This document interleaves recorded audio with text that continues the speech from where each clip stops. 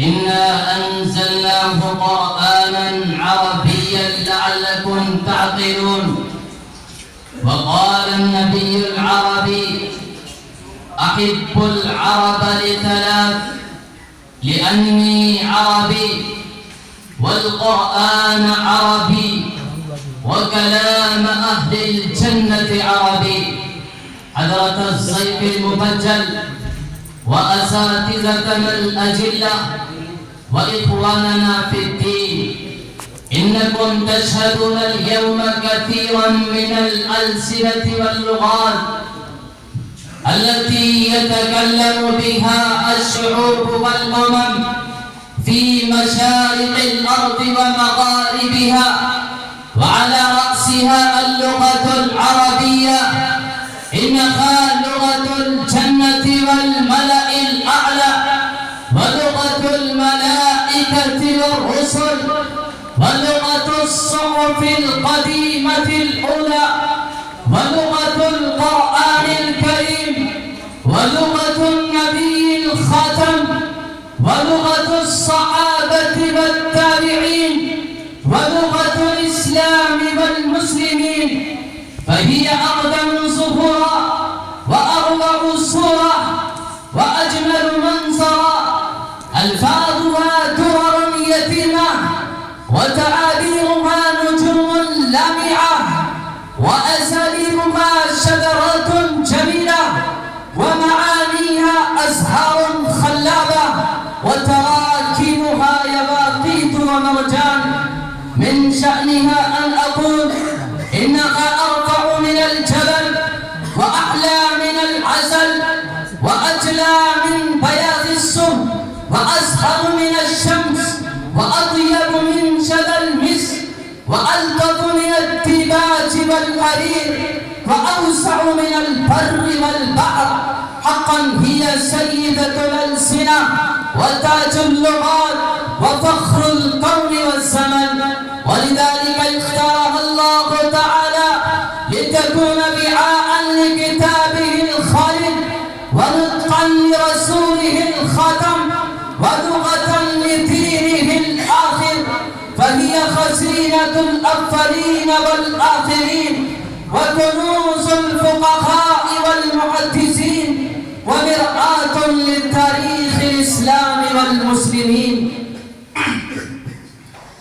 معزز مہمان، عرب مہمان نے اپنی تقریر کا آغاز قرآن کریم کی آیت اور رسول اللہ صلی اللہ علیہ وسلم کے مقدس فرمان سے کیا۔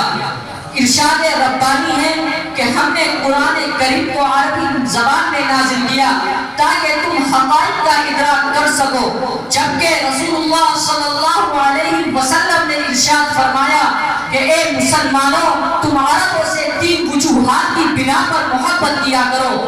پہلی یہ کہ میں عربی ہوں، دوسری یہ کہ قرآن کریم عربی زبان میں نازل ہوا، تیسری وجہ یہ ہے کہ عربی جنت کے مکینوں کی زبان ہوگی۔ حضرات گرامی، اس عالم رنگ و بو میں بے شمار قومیں ہیں اور ان میں ہر ایک کی مستقل اور الگ زبان ہے۔ عربی زبان سب کے سروں کا تاج ہے، یہ دراصل پوری کائنات کی زبان ہے۔ عرش الہی سے تمام فرامین عربی زبان میں نازل ہوتے ہیں، آسمانوں پر فرشتے عربی میں گفتگو کرتے ہیں، تمام صحیفے عربی زبان میں اترے، اور آخر میں قرآن کریم کا نزول بھی عربی زبان میں ہوا۔ تو اس طرح سے یہ تمام انبیاء کی زبان ہے، خاتم الرسل کی زبان ہے، صحابہ رضی اللہ عنہم اور تابعین کی زبان ہے، اسلام اور مسلمانوں کی زبان ہے۔ 1350 سالوں تک اس دنیا میں اس کا پرچم لہراتا رہا۔ علماء نے عربی زبان میں ہی قرآن اور حدیث کی ترجمانی کی اور اسلام کے پیغام کو آفاق تک پہنچا دیا۔ یہ ایک روشن اور تابناک زبان ہے، اس کے الفاظ کی پاکیزگی، اسلوب میں ندرت، تعبیرات میں بلاغہ حسن، مضامین میں آگاہ جوش ہے۔ کہکشاؤں کی بلندی، پہاڑوں کی استقامت، بادلوں کی گرج، سمندر کی گہرائی، صحراؤں کی وسعت، پھولوں کی خوشبو، کلیوں کی مسکان، عنبر کی مہک، شہد کی مٹھاس، باد صبا کی خنکی اور بلبل کی آواز اس کے الفاظ و حروف میں بنا ہے۔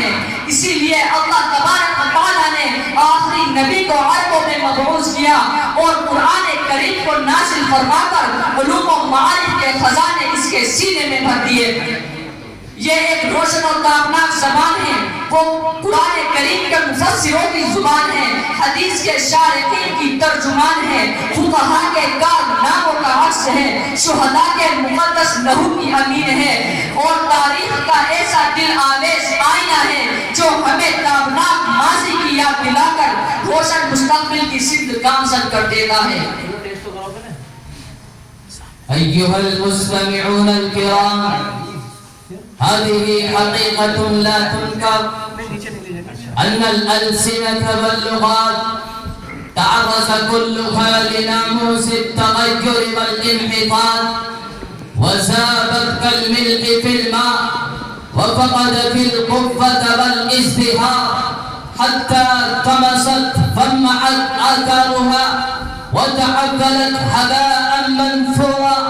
لكن اللغة العربية لم تزل حية باسقة طوال الزمن، لم يسف عودها ولم تسهل أوراقها ولم ينصب معينها ولم تذهب نزرتها ورباؤها مهما رعدت السبل وهبت العواصف وتسلسلت الأرض.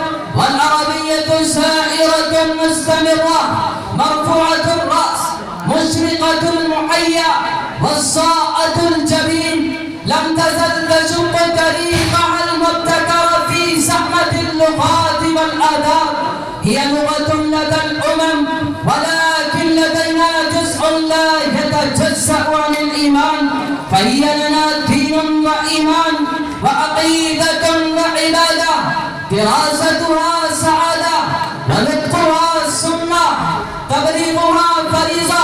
أما قرأتم حياة الصحابة الذين خرجوا من الجزيرة بعد وفاة نبيهم فقد بلغوا الرسالة وحولوا الأقطار عافية وغيروا الشعوب والأمم ينطقون بالصاد. معزز مہمان فرماتے ہیں قدرت کا اٹل قانون ہے، اس لیے دنیا کی تمام زبانیں اپنی حقیقت کھو بیٹھی اور ترازی زمانے نے ان کے ماضی پر دبیز پردے ڈال دیے. لیکن عربی ایک سدا بہار زبان ہے، وہ ہمیشہ سرسبز و شاداب رہی ہے. ادھر نہ کبھی خزاں کا گزر ہوا اور نہ ہی اس کی خوشبو ماند پڑی. عربی کے گلشن میں پھول کھلتے رہے، کلیاں چٹکتی رہی، خوشبو مہکتی رہی، اور اس کی تازگی میں کوئی فرق نہیں آیا. طوفان آئے اور گزر گئے، آندھیاں چلی اور تھم گئی، بادل گرجے اور خاموش ہو گئے، لیکن عربی کا سر ہمیشہ بلند رہا، چہرہ روشن اور تابناک رہا، اور وہ پوری آب و تاب کے ساتھ بحر و بر کا اپنا سفر کرتی رہی. عربی دنیا کے لیے محض ایک زبان ہے، لیکن ہمارے نزدیک وہ دین کا جز لا ينفك ہے. اسی پر ہمارے ایمان و عقیدے کی بنیاد ہے، وہی ہمارے دین و شریعت کی پاسبان ہے، ہماری تاریخ و ثقافت کا آئینہ ہے. اسی لیے عربی کا اصول سعادت ہے، عربی بولنا سنت ہے، اور اس کی اشاعت ایک اسلامی فریضہ ہے. قرن اول کی تاریخ گواہ الٹ کر دیکھو کہ نبی کی وفات کے بعد جب صحابہ جزیرۃ العرب سے نکلے اور عرب و عجم کو اسلام کا پیغام پہنچا کر انہوں نے ملک و بر اعظموں کو فتح کیا، تو قرآن و حدیث کے ساتھ ساتھ انہوں نے عربی زبان کی بھی تبلیغ کی. یہاں تک کہ عجم پر ایسا عربی رنگ چڑھا کہ دیکھتے دیکھتے تمام ممالک جزیرۃ العرب کا حصہ بن گئے، اور وہاں کی قومیں اپنی قدیم زبان بھول کر فصیح و بلیغ عربی بولنے لگی اور عجمی زبان کو پوری طرح مسترد کر دیا. أيها الإخوة في الله، وبعد عهد الرسالة والصحابة رفع التابعون وأتباعهم لواء العربية ونشروها في مشارق الأرض ومغاربها، إلى أن أكب العلماء قرنا بعد قرن على خدمتها لجمع قواعدها ومفرداتها وضبط معانيها وأساليبها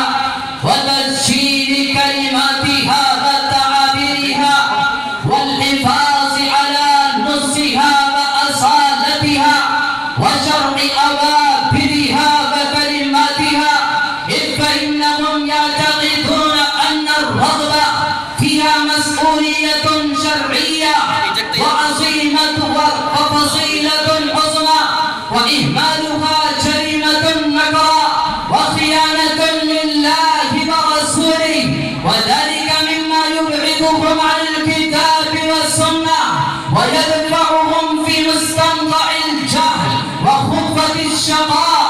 فماذا تتفكرون أيها السادة والأعزاء، وإلى ما تنظرون؟ ألم يكفكم ما تقدم من عظمتها في الماضي ودورها في الحاضر وأهميتها في الشريعة والدين؟ اعلموا أن من أحب الله وأحب رسوله، ومن أحب الرسول أحب العرب، ومن أحب العرب أحب العربية، ومن أحب العربية شرح الله صدره في الدنيا بالمعارف والإيمان، وأسكنه في الآخرة فسيح الجنان. نعم، قوموا فاحصلوا عليها وابذلوا في سبيلها ما في وسعكم من نفس ونفيس وغال ورخيص، وادخلوا فيها فإنها من دينكم وإيمانكم. والسلام عليكم ورحمة الله.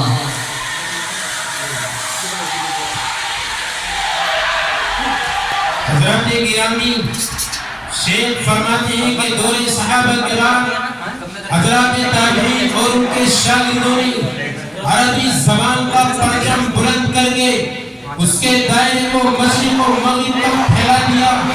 علماء نے ہر صدی میں عربی کی مخلصانہ خدمات انجام دی، صرف و نحو کے قواعد مرتب کیے، الفاظ و معانی کی کہکشاں سجائی، عربی ذوق کو پروان چڑھایا اور یہود و نصارہ کی سازشوں سے عربی کی مکمل حفاظت کی.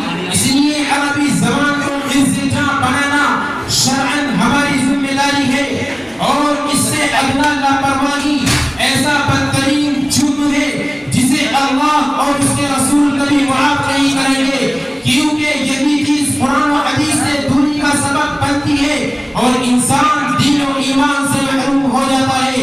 یاد رکھو، جو اللہ پر ایمان لائے گا وہ اس کے رسول کا گرویدہ ہوگا، اور جو رسول سے محبت کرے گا وہ عربوں کا شیدائی ہوگا، اور جو عربوں پر مر مٹے گا تو اللہ تعالیٰ اس کے سینے کو علم سے بھر دیں گے، وہ آفتاب و مہتاب بن کر چمکے گا. عزیزوں، اور مستقبل میں یہی امت کی قیادت کرے گا. عزیزوں، اب کیا سوچتے ہو اور تمہیں آخر کس چیز کا انتظار ہے؟ کھڑے ہو جاؤ.